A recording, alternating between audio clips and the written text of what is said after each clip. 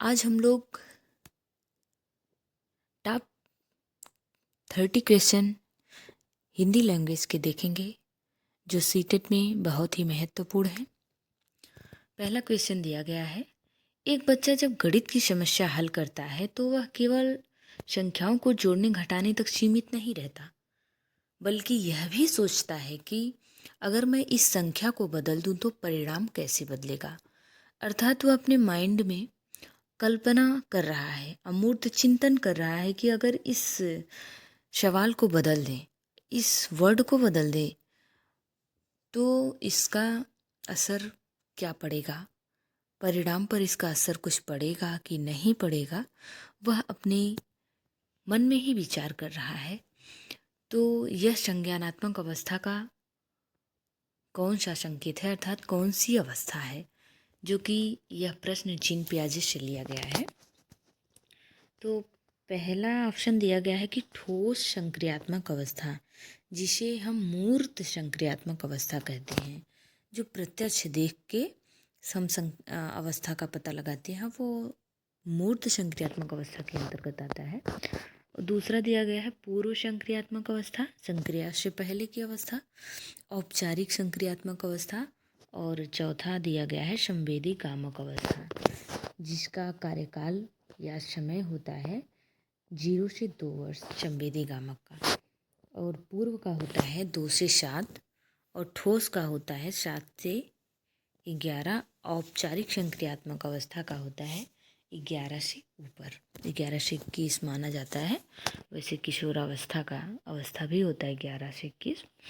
तो इसमें ऑप्शन सी होगा कि अमूर्त चिंतन औपचारिक संक्रियात्मक अवस्था में ही विकसित होता है बच्चों के अंदर, इसलिए इसमें option C is right. Option C को हम सही कर देंगे। ये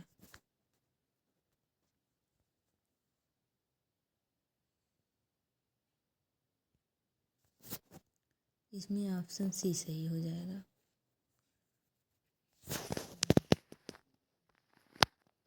इसमें उसकी व्याख्या भी की गई है कि औपचारिक संक्रियात्मक अवस्था 11 वर्ष से ऊपर बच्चा में कल्पनात्मक चिंतन और अमूर्त चिंतन आ जाता है, जिसे औपचारिक संक्रियात्मक अवस्था कहते हैं। क्वेश्चन नंबर 2 है बाल विकास एवं प्रेरणा।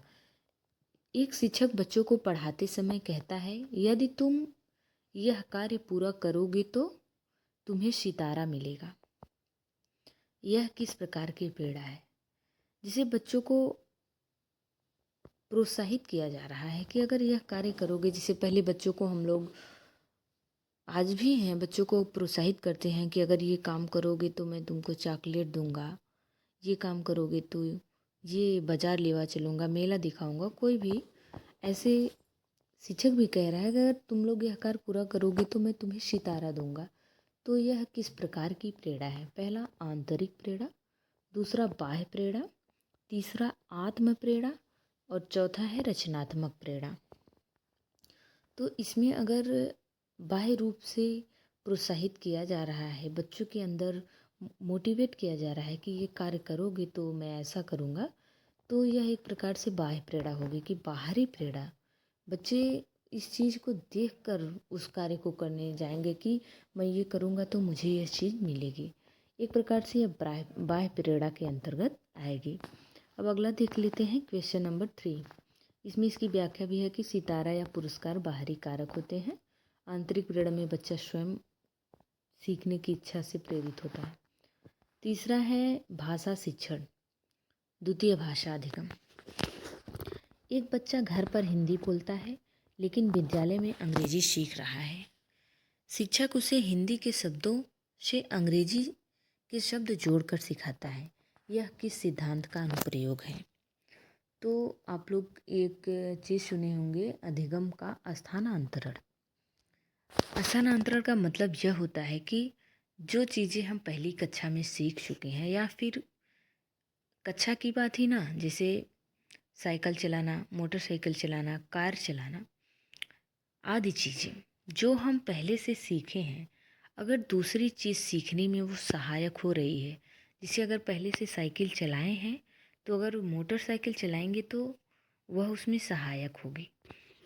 तो वही इसमें भी कह रहा है कि लेकिन विद्यालय में अंग्रेजी सीख रहा है, पहले हिंदी सीखा है और अंग्रेजी सीख रहा है, तो वह उसमें सहायक हो रही है, तो वह ट्रांसफ़र ऑफ लर्निंग, इसमें अधिगम का स्थानांतरण होगा। इसका पहला ऑप्शन सही है, क्योंकि रटने की पद्धति पे बल ये निगेटिव वर्ड है, व्याकरण अनुवाद पद्धति ये नहीं होगा, प्रत्यक्ष पद्धति ये भी नहीं होगा, इसमें ट्रांसफ़र ऑफ लर्निंग होगा। इसमें दिया भी गया है जो मैंने बताया है। अब क्वेश्चन नंबर 4 ये देखते हैं कि भाषा शिक्षण एवं पठन कौशल। शिक्षक बच्चों को कहानी पढ़ने देता है और फिर उनसे पूछता है इस कहानी का मुख्य विचार क्या है, यह किस प्रकार का पठन है। पहले शिक्षक क्लास में आता है, वह बच्चों को कहेगा कि इस पाठ की जो कहानी दी गई है इसको पढ़ लो, उसके बाद उसके अंतर्गत उससे संबंधित जो प्रश्न दिए गए हैं उसके विचार दिए गए हैं, जो कहानी का मुख्य विचार क्या है अर्थात कहानी का आशय क्या है, आप लोग ये बताओ।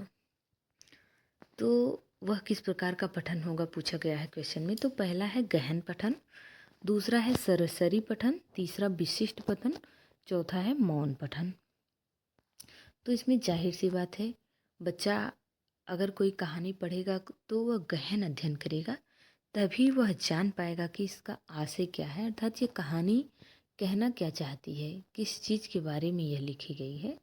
तो इसका ऑप्शन होगा गहन पठन। और सरसरी पठन का मतलब होता है हम सरसरी निगाह से आमतौर पर वैसे ही पढ़ें जिसका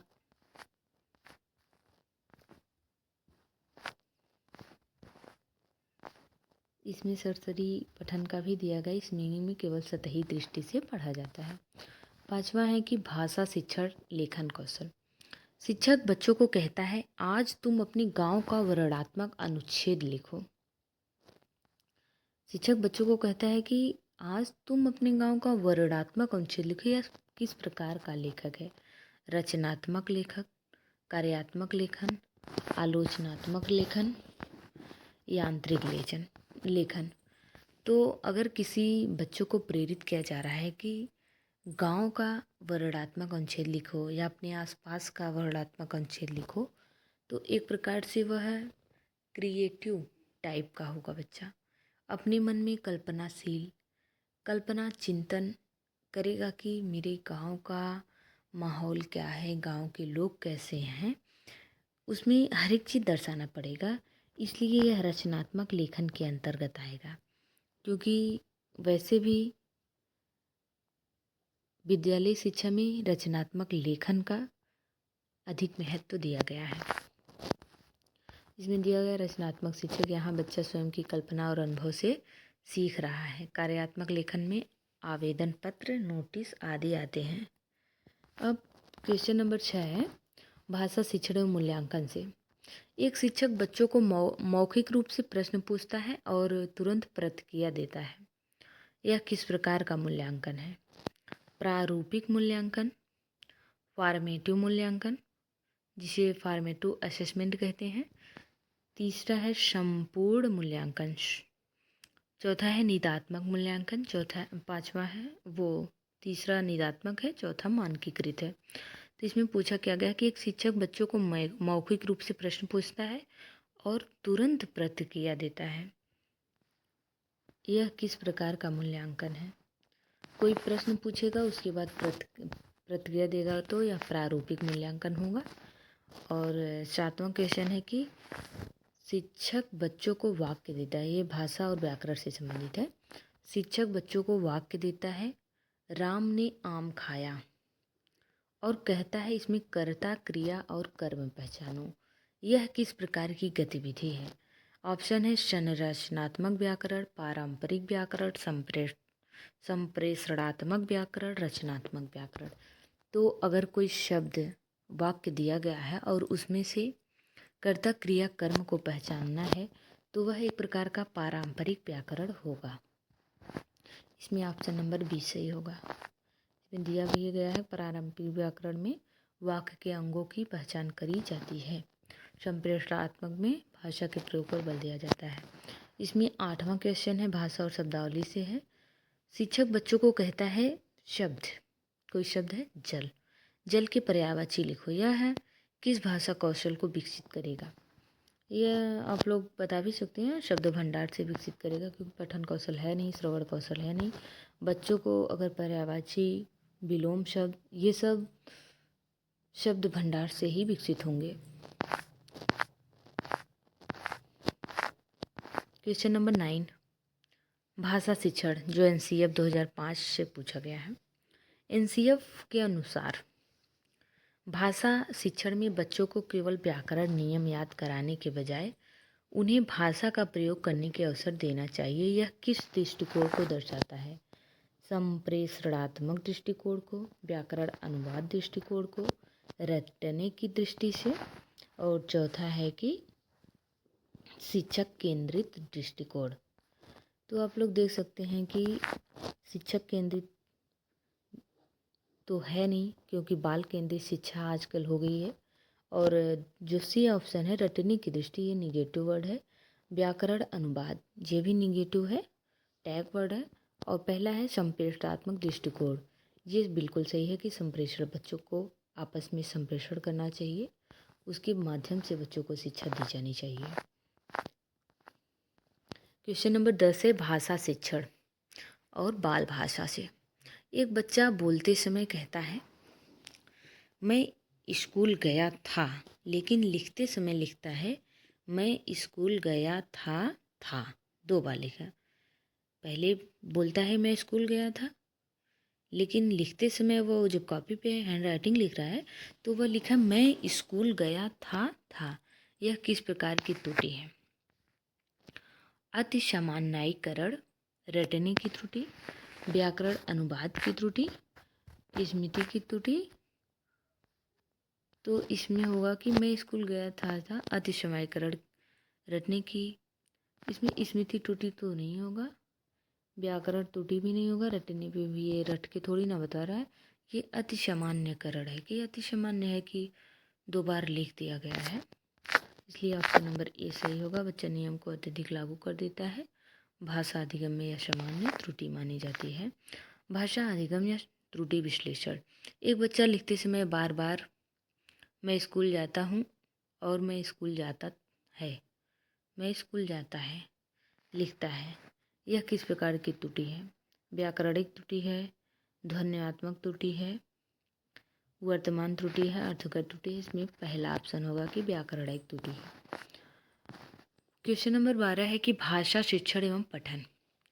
शिक्षक बच्चों को अखबार की सुर्खियां पढ़ने देता है और कहता है केवल मुख्य समाचार पहचानो। यह किस प्रकार का पठन है। सरसरी पठन, गहन पठन, विशिष्ट पठन, मौन पठन। इसमें मीनिंग होगा, पहला होगा सरसरी पठन। भाषा शिक्षण एवं लेखन, शिक्षक बच्चों को कहता है विद्यालय में स्वच्छता पर एक नोटिस लिखो। यह किस प्रकार का लेखन है। स्वच्छता पर नोटिस अगर लिखना है तो यह कार्यात्मक लेखन होगा। नंबर 14 नंबर, शिक्षक बच्चों को एक कहानी सुनाता है और फिर उनसे पूछता है कहानी का अंत क्या था। कोई कहानी सुनाया, उसके बाद पूछ रहा है कि उस कहानी का अंत क्या होगा। तो बच्चे भाषा और श्रवण कौशल से संबंधित है, तो यह किस कौशल का विकास करेगा। श्रवण कौशल, पठन। तो सबसे पहले तो यह श्रवण कौशल का विकास करेगा। बच्चा सुनेगा, उसके बाद सुनकर ही अंतिम कहानी के अंतिम स्टेज को बताएगा, इसलिए यह श्रवण कौशल में आएगा। भाषा शिक्षण और बोलने से संबंधित है प्रश्न।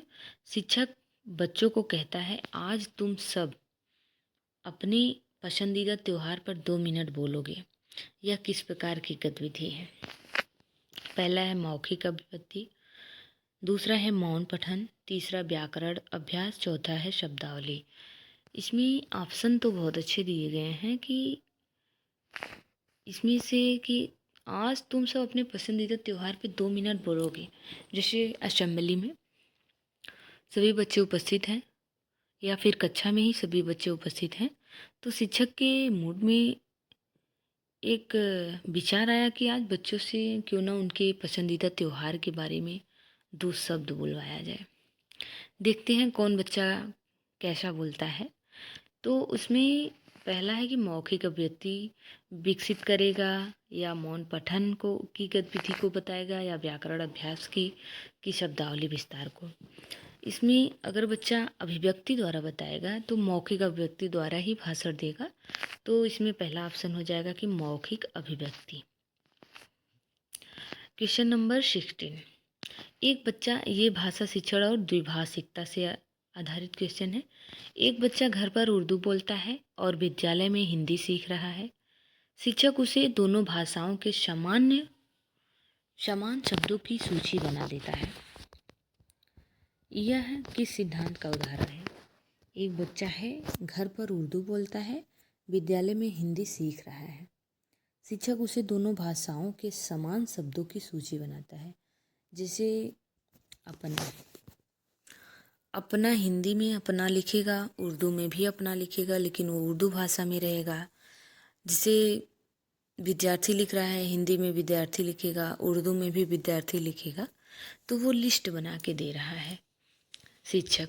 तो इसमें द्विभाषिकता होगा, एक भाषिकता होगा, रटने की पद्धति होगी, या व्याकरण अनुवाद होगा।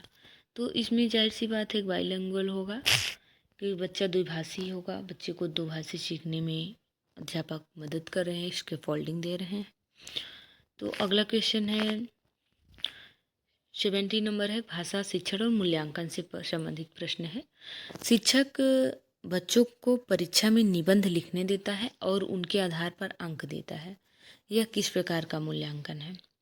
यह संपूर्ण मूल्यांकन है, या प्रारूपिक मूल्यांकन है, निदात्मक मूल्यांकन है, या फिर मानकीकृत मूल्यांकन है?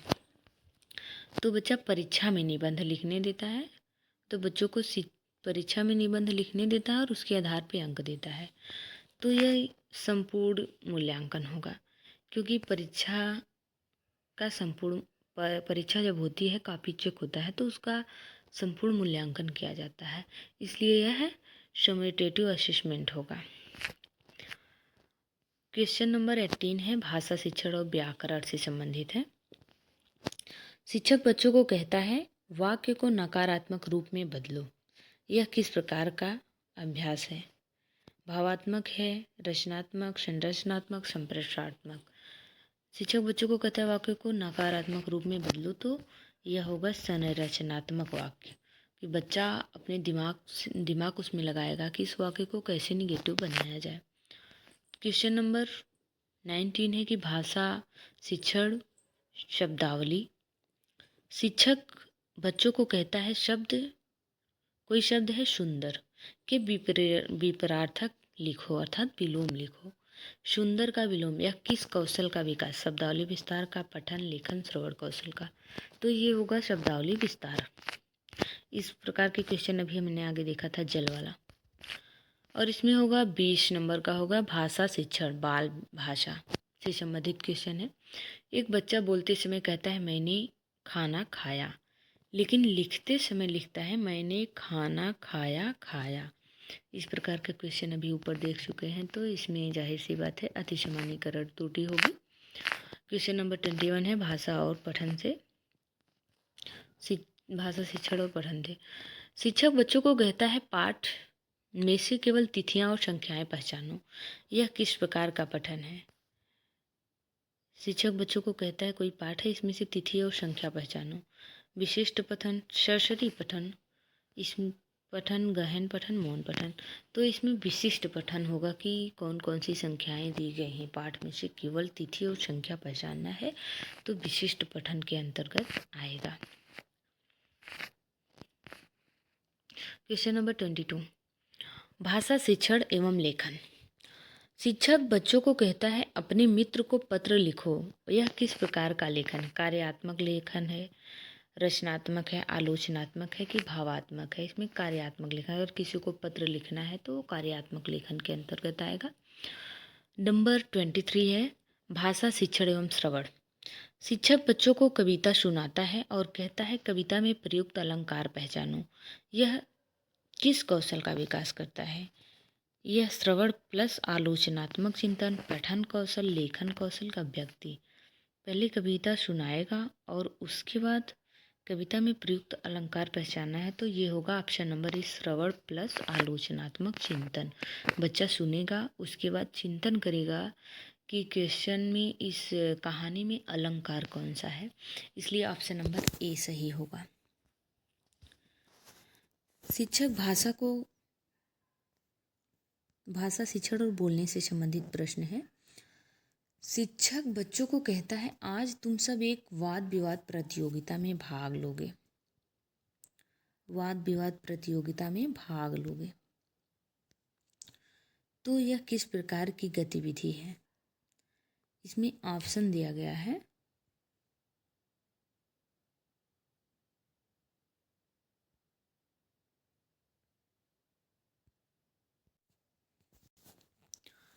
इसमें ऑप्शन दिया गया मौखिक अभिव्यक्ति, मौन पठन, व्याकरण अभ्यास, शब्दावली। तो शिक्षक कहते हैं, आज तुम लोग एक शब्द में वाद विवाद प्रतियोगिता में भाग लो। यह किस प्रकार की गतिविधि है? तो इसमें मौखिक अभिव्यक्ति होगी। क्वेश्चन नंबर 25, भाषा शिक्षण द्विभाषा से संबंधित प्रश्न है। एक बच्चा हिंदी सीखते समय अंग्रेजी के शब्दों का प्रयोग करता है। यह किस प्रकार की प्रक्रिया का उदाहरण है? तो कोड स्विचिंग का है। क्वेश्चन नंबर 26, भाषा शिक्षण एवं मूल्यांकन। शिक्षक बच्चों को कहता है, आज हम तुम्हारे लेखन की त्रुटि पहचानेंगे और सुधारेंगे। यह किस प्रकार का मूल्यांकन है? पहला निदानात्मक मूल्यांकन, दूसरा प्रारूपिक मूल्यांकन, चौथा संपूर्ण, पांचवा मानकीकृत। तो पहला होगा निदानात्मक मूल्यांकन, इसमें आंसर हो जाएगा। नंबर 25, भाषा शिक्षण एवं व्याकरण से संबंधित प्रश्न है। शिक्षक बच्चों को कहता है, वाक्य को प्रश्नवाचक रूप में बदलो। उदाहरण, राम स्कूल जाता है। क्या राम स्कूल जाता है? यह किस प्रकार का अभ्यास है? संरचनात्मक, संप्रेषणात्मक, रचनात्मक अभ्यास कि भावात्मक अभ्यास? इसमें रचनात्मक होगा या संरचनात्मक होगा? क्योंकि इसमें दिया गया है कि बच्चों को कहता है वाक्य को प्रश्नवाचक रूप में बदलो। तो उदाहरण है, राम स्कूल जाता है। इसका प्रश्नवाचक होगा, क्या राम स्कूल जाता है? यह किस प्रकार का अभ्यास है? तो संरचनात्मक हो जाएगा। भाषा शिक्षण एवं शब्दावली से प्रश्न है। शिक्षक बच्चों को कहता है, कोई शब्द है गति के विभिन्न प्रयोग बताओ। जैसे तेज गति, जीवन की गति करना। यह किस कौशल का विकास है? ये भी होगा शब्दावली विस्तार। ऐसे कई क्वेश्चन आ चुके हैं। अगला क्वेश्चन है 29, भाषा शिक्षण एवं बाल भाषा से संबंधित है। एक बच्चा बोलते समय कहता है, मैंने किताब पढ़ा। यह किस प्रकार की त्रुटि है? मैंने किताब पढ़ा। व्याकरण त्रुटि, लिंग वचन असंगति की।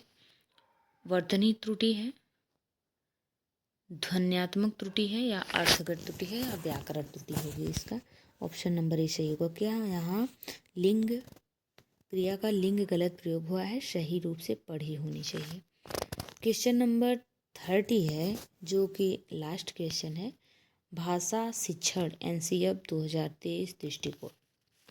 तो एनसीएफ 2023 के अनुसार भाषा शिक्षण में बच्चों को केवल पाठ्य पुस्तक तक सीमित न रखकर उन्हें वास्तविक जीवन की परिस्थितियों में भाषा प्रयोग करने के अवसर देने चाहिए। यह किस दृष्टिकोण को दर्शाता है? संप्रेषणात्मक को, व्याकरण अनुवाद विधि को, या रटने की दृष्टि को, या शिक्षक केंद्रित? तो इसमें अगर बच्चे को सीखने के लिए अवसर देने चाहिए तो ये पहला ऑप्शन हो जाएगा, संप्रेषणात्मक दृष्टिकोण। बच्चों को संप्रेषण के माध्यम से सीखना चाहिए, न कि अनुवाद और व्याकरणिक अनुवाद विधि से। ये टैग वर्ड है।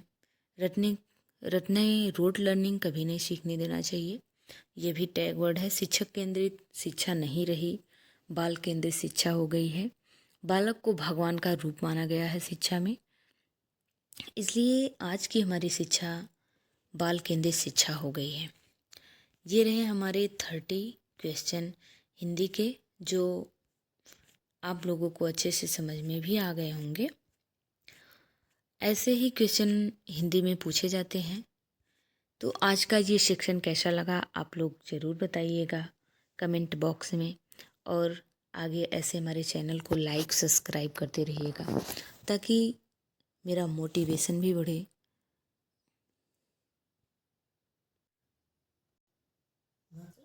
आप लोगों को बहुत बहुत धन्यवाद दोस्तों। ऐसे भी और से वीडियो की जानकारी लेने के लिए और क्लास के लिए आप लोग कमेंट बॉक्स में ज़रूर बताइएगा। ये क्लास कैसी लगी आप लोग कमेंट कीजिएगा और मेरे चैनल को सब्सक्राइब कीजिएगा। धन्यवाद। Take care. Bye bye.